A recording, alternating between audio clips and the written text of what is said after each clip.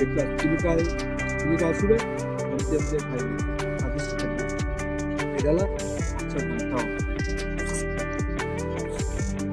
ମାଛ ଘାଣ୍ଟ ଆପଣମାନେ କେବେ ଖାଇନଥିବେ, ମୁଁ କହିନି ଭାଇ କହିଥିଲି ମନେ ଅଛି ତ?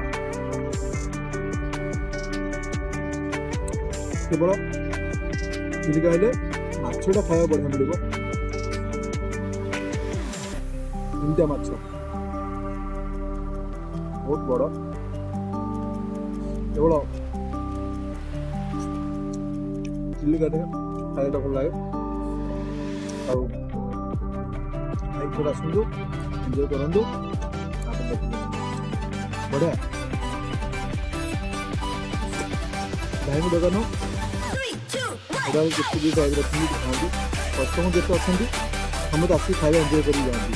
କାହିଁକିନା ଭାଇଙ୍କର ପ୍ରିପାରେସନ୍ ଭଲ, ଖାଇବା ବଢ଼ିଆ ଟେଷ୍ଟ। ଖାଇକି ଆସନ୍ତୁ।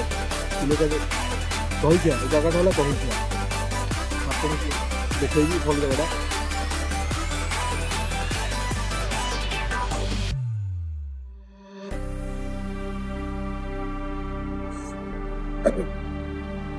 ଆଉ ମାନେ ଖାଇବାକୁ ମାଛ ପଳେଇ ସେଇଟା